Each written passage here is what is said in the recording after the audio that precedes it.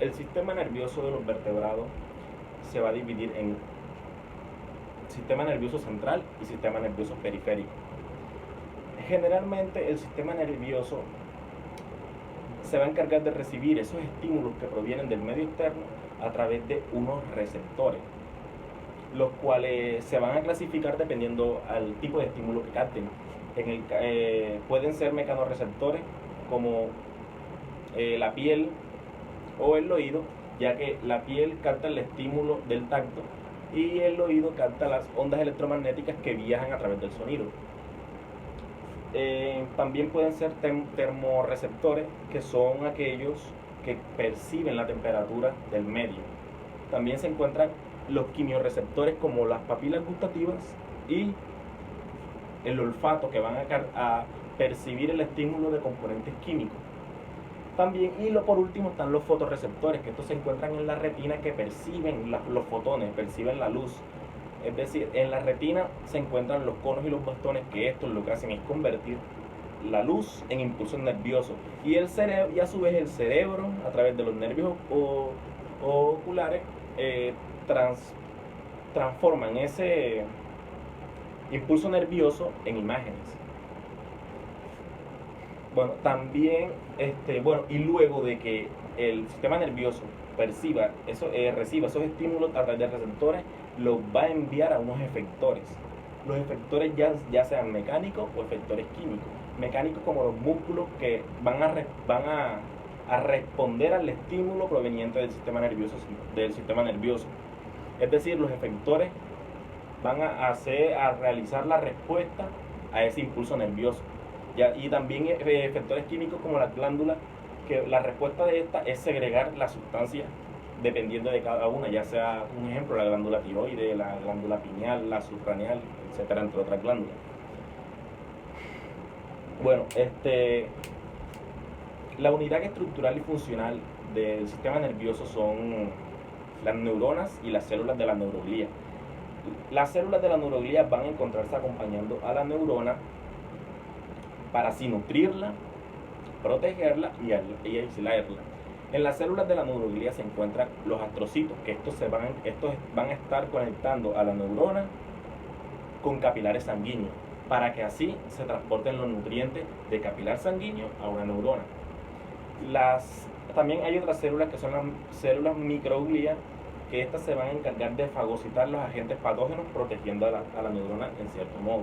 También van a estar las células de Schwann, que estas se van a encargar de aislar a la neurona, ya que recubren el axón por unas capas de mielina que sirven como aislantes y también aumentan la velocidad del impulso nervioso. También tenemos se puede decir que también porque la capa mielina aumenta la velocidad del impulso nervioso, ya que ese impulso no va a pasar por donde está la capa mielina, sino que va a ir saltando de nodo en nodo. Los espacios que hay entre una capa de mielina y otra se llaman nódulos de Rambier. Bueno, ahora, ¿cómo se transmite ese impulso nervioso a través de las neuronas?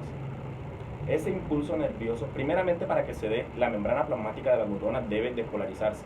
Se sabe que la membrana plasmática se encuentra polarizada debido a que en su parte externa tiene iones de sodio, dándole una carga positiva al medio externo, y hacia el medio interior tiene iones de potasio, y esta va a tener una carga negativa en su interior.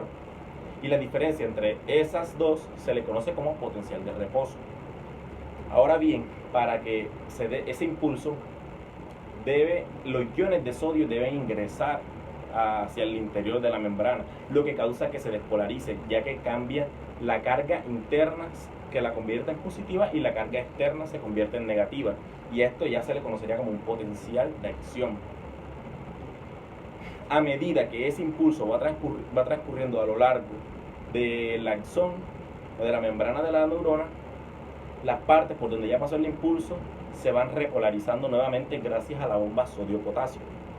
Una vez ese impulso se va acercando a las terminaciones del axón,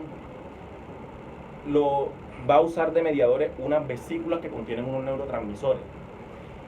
Y debido a que entre una neurona y otra neurona no hay una unión directamente.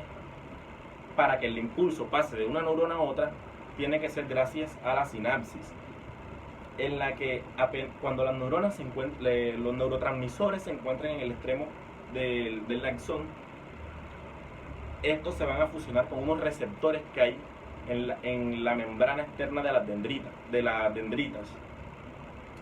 Y cuando las vesículas vacíen su contenido, que son neurotransmisores, en el espacio intersináptico, estas van a conectarse con las dendritas de la neurona postsináptica, que es la que va a recibir el estímulo, de la neurona presináptica, que ésta se encuentra enviando el estímulo.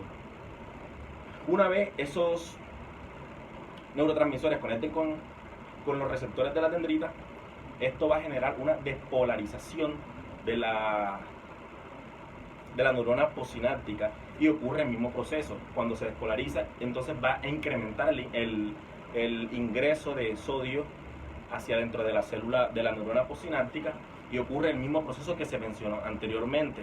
Primero la despolarización, después se va repolarizando las partes por donde ya pasó el impulso, gracias a la bomba sodio-potasio, y luego el impulso sigue promoviéndose hasta llegar hasta la zona terminal del axón, y así seguir el mismo proceso para unirse a otra, para pasar ese impulso a otra neurona.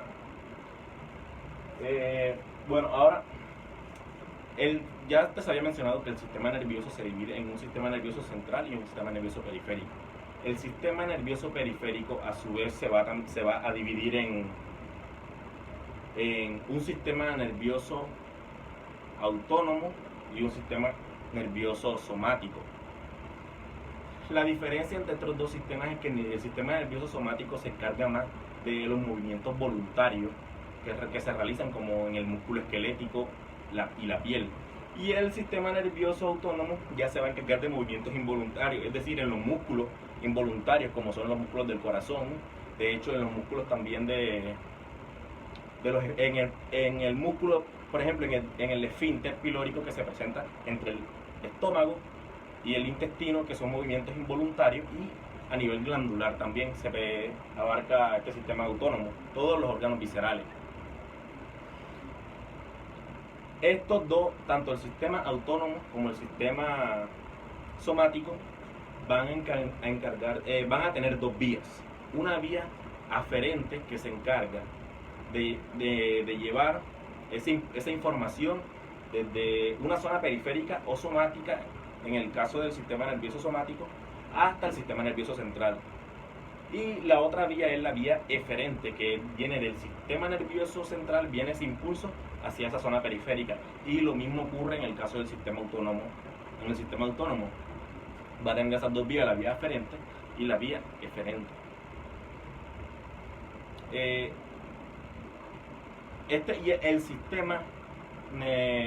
sistema periférico también se puede dividir en tener nervios craneales y nervios espinales.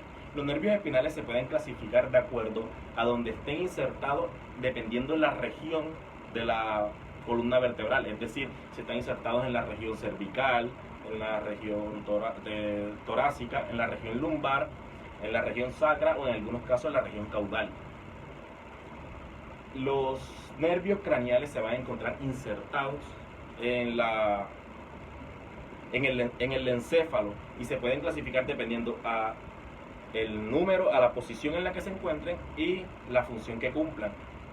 Podemos encontrar dentro de estos nervios craneales los sensitivos, los mixtos, también las fibras de nervios parasimpáticos, y entre otros.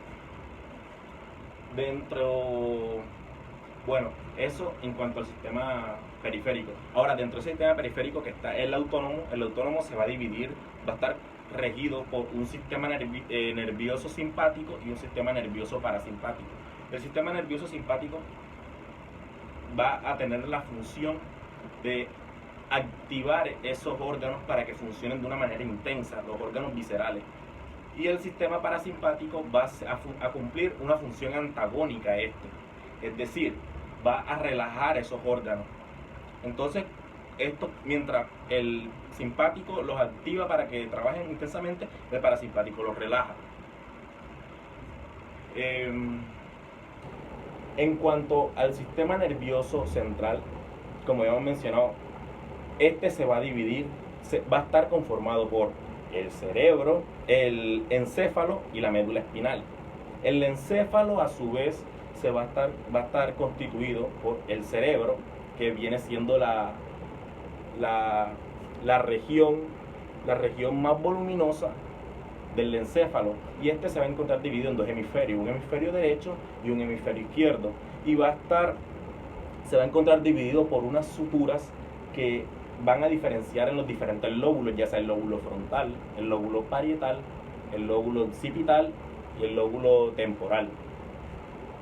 Luego, hacia la parte posterior, justo debajo del cerebro, se encuentra el cerebelo, que también conforma el encéfalo.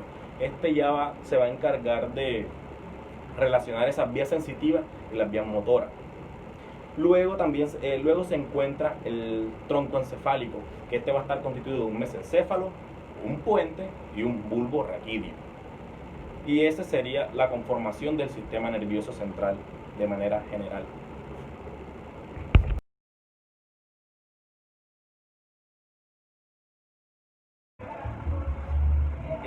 Hablando del sistema urogenital de los vertebrados, este lo vamos a encontrar que se divide en sistema urinario y sistema genital. El sistema urinario va a tener la principal función de eliminar esos desechos nitrogenados a través de conductos. Este se constituye principalmente de dos riñones, dos uréteres, y que van a desembocar en una vejiga donde se va a almacenar la orina y se va a excretar a través de la uretra.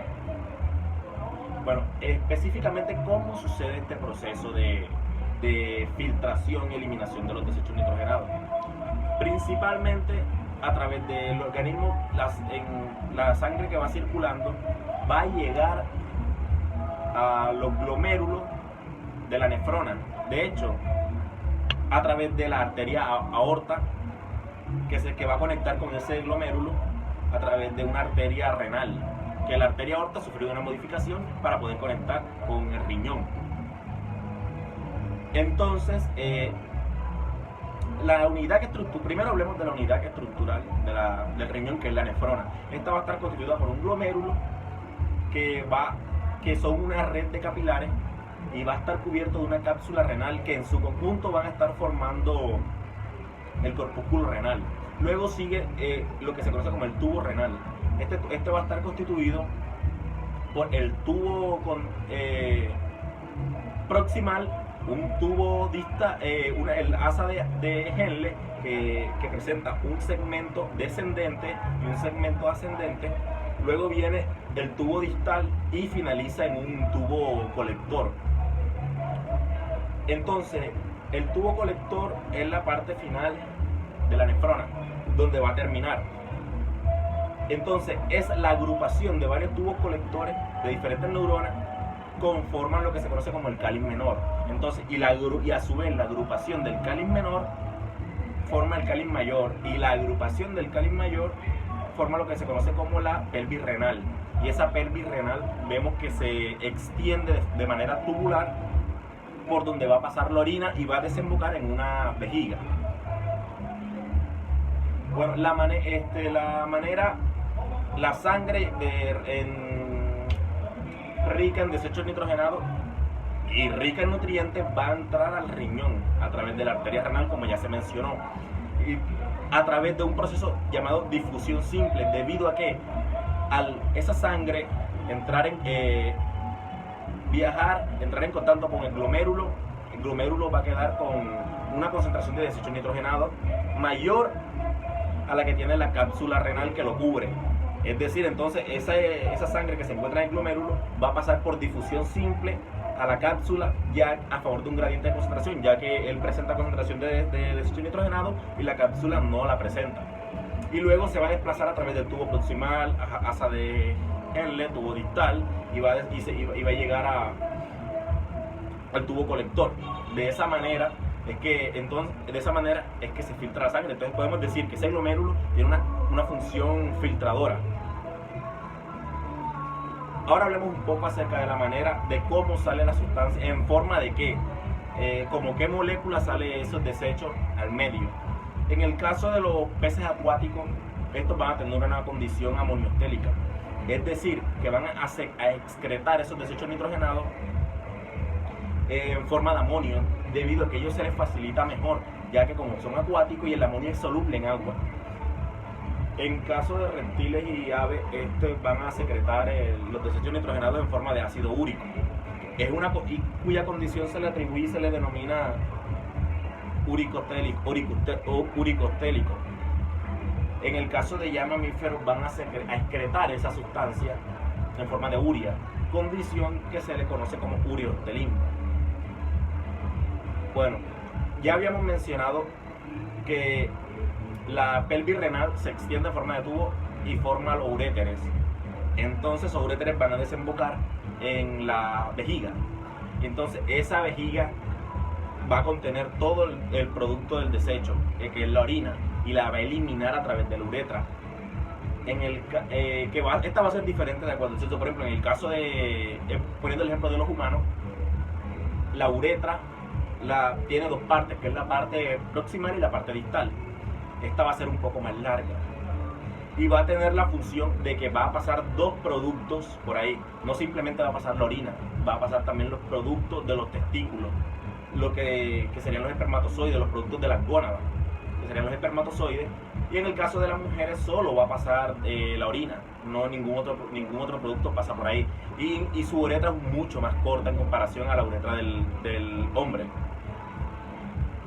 Bueno, ahora hablando un poco del sistema genital, de manera breve, el genital de la mujer vemos que se está constituyendo de dos ovarios donde se van a producir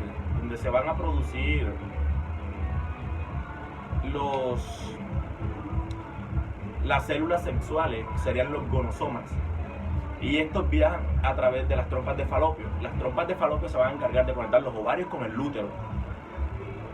Y de hecho, específicamente en la ampolla que se encuentra en las trompas de falopio, donde se produce el proceso de la fecundación, que luego posteriormente el cigoto formado se implanta en el útero, específicamente en la decidua basal del endometrio, y ahí se va formando el proceso el proceso embriológico del embrión, que se van diferenciando en capas, etc. Y en el caso de los genitales masculinos, se va a caracterizar principalmente también porque los testículos en sus estructuras tienen algo que se llama túbulo seminífero, que van a tener unas cápsulas, dos compartimentos, un compartimento lumínico y un compartimento basal. Entonces estas células gaméticas, que son los espermatos, empiezan como espermatocitos, van a ir madurando y van a pasar desde el compartimento basal hasta el compartimento adluminar, es el nombre, adluminar, y luego pasan a la luz del túbulo seminífero y ahí viajan para ser excretados a través de la uretra. Y como ya antes mencioné, esa uretra va a pasar los dos tipos de productos, que es la orina y el producto de las gónadas. Y de hecho, hablando del genital de las mujeres, de las hembras, en caso de la fecundación externa, es que se da en la ampolla de las trompas de falopio, pero ya en peces, en animales como los agnatos, la mixina, la fecundación va a ser externa, no va a ser igual, va a ser de manera muy diferente.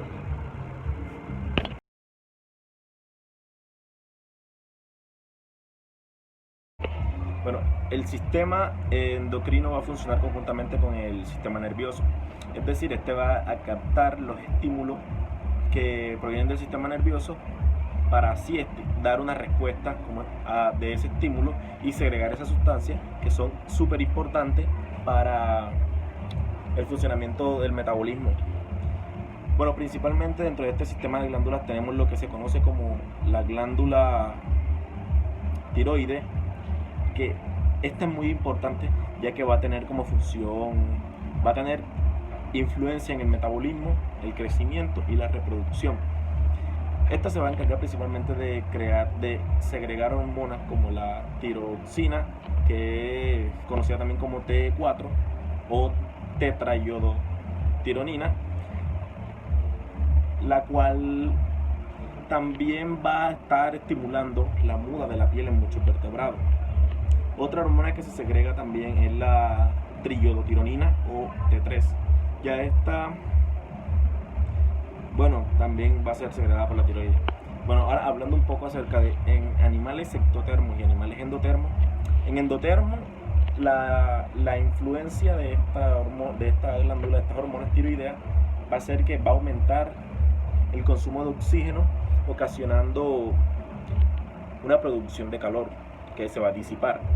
En organismos ectotermos como los reptiles, ya está a niveles de temperaturas inferiores a los 20 grados centígrados, ya no va a haber una respuesta por parte de esos organismos. Es decir, las hormonas tiroideas no van a tener influencia a una temperatura inferior a los 20, pero si la temperatura es inferior a los 30 grados centígrados, sí va a haber una respuesta a esas hormonas tiroideas.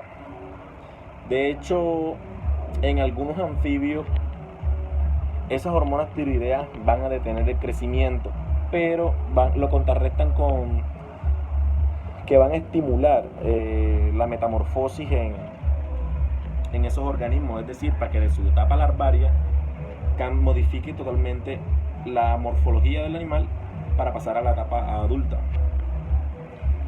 Otra glándula que también se presenta en este sistema es la glándula paratiroide. Ya esta glándula se va a encontrar al lado de la tiroide.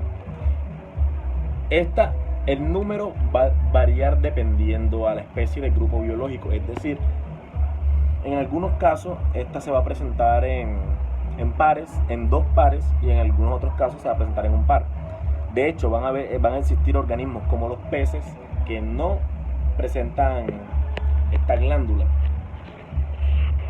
Esta glándula también van a ser muy importante para facilitar la adquisición del calcio por parte del organismo, lo cual es muy importante, ya que permite la despolarización de algunas células, y también está implicada para formar algunas membranas extraembrionarias de los amniotas, es decir, como la cáscara del huevo, está formada a base de carbonato de calcio. También tenemos otra glándula que es muy importante, que es la glándula adrenal. Esta precisamente se va a ubicar por encima de los riñones. Se sabe que tenemos 2 riñones, por tanto va a haber una glándula encima de cada riñón. Vamos a tener una glándula adrenal izquierda y una glándula adrenal derecha. Vamos a tener que esta glándula va a tener 2 capas, una capa externa y una capa interna. La capa externa se llama corteza suprarrenal y la capa interna se conoce como médula suprarrenal.